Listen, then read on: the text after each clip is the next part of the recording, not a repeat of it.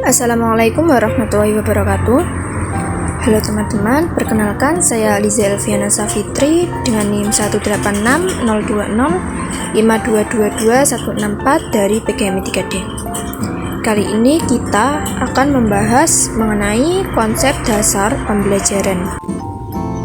Adapun pembahasan kita yang pertama yaitu hakikat belajar, yang kedua konsep pembelajaran, yang ketiga landasan belajar pembelajaran yaitu filsafat, landasan psikologis, dan landasan sosiologis.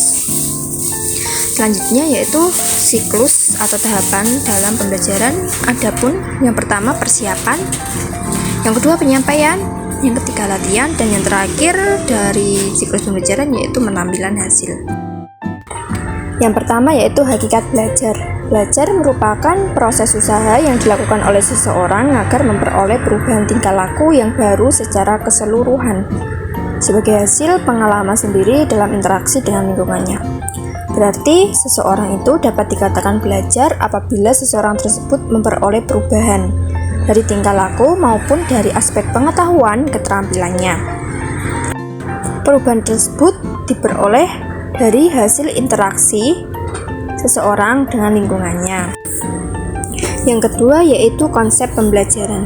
Pembelajaran merupakan suatu proses yang dilakukan oleh individu dengan bantuan guru untuk memperoleh perubahan perilaku menuju pendewasaan diri secara menyeluruh sebagai hasil dari interaksi individu dengan lingkungannya. Pembelajaran ini erat kaitannya dengan belajar. Pembelajaran ini juga berbeda dari belajar, karena pembelajaran ini merupakan bagaimana membelajarkan siswa. Pembelajaran ini terjadi karena interaksi yang biasanya dalam sekolah, interaksi guru dengan interaksi siswa, agar interaksi tersebut menghasilkan perubahan dari segi pengetahuan, keterampilan, ataupun sikap. Selanjutnya yaitu landasan konsep pembelajaran. Yang pertama yaitu landasan filsafat.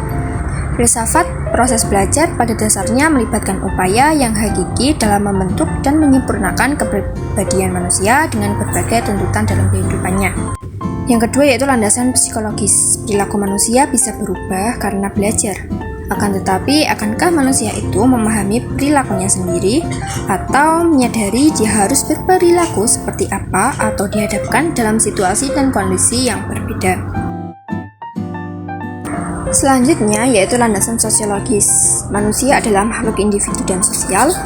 Melalui belajar ini, individu dapat mempelajari lawan bersosialisasi, teman hidup bersama, dan mampu membangun masyarakat sampai dengan negara dan bangsa. Selanjutnya yaitu siklus atau tahapan dalam pembelajaran. Yang pertama tahap persiapan. Tahapan ini berkaitan dengan mempersiapkan peserta belajar untuk belajar. Tanpa itu pembelajaran akan lambat dan bahkan dapat berhenti sama sekali. Salah satu tujuan penyiapan peserta belajar adalah mengajaknya memasuki kembali dunia kanak-kanak mereka sehingga kemampuan bawaan mereka untuk belajar dapat berkembang sendiri. Apabila tahap persiapan ini dilaksanakan dengan baik berdasarkan ciri-ciri, misalnya berkenaan dengan kemampuan guru, lingkungan pembelajaran, metode pembelajaran, strategi pembelajaran, materi pembelajaran, juga kebutuhan pembelajaran, dengan demikian hasil pembelajaran pun akan maksimal.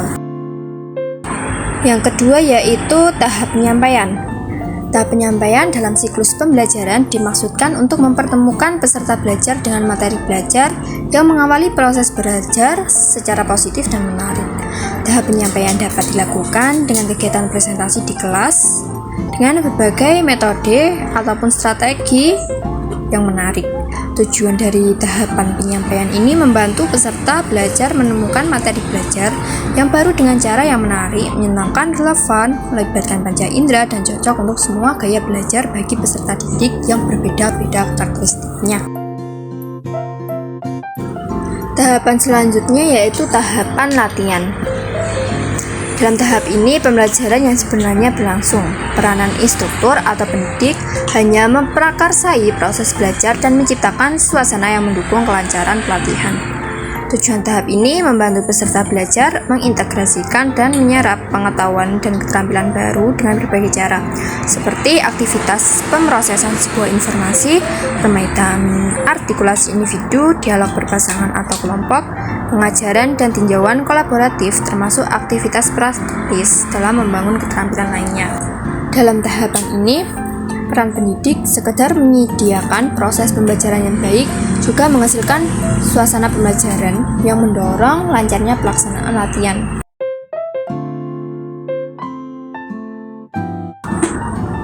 Yang terakhir yaitu tahapan penampilan hasil.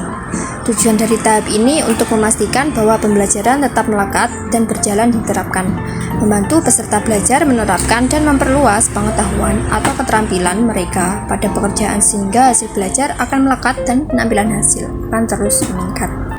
Peran dan fungsi yakni meyakinkan stakeholder bahwa hasil dari pembelajaran yang telah dilaksanakan memiliki implikasi positif pada peserta didik. Sekian materi yang dapat saya sampaikan. Semoga bermanfaat. Assalamualaikum warahmatullahi wabarakatuh.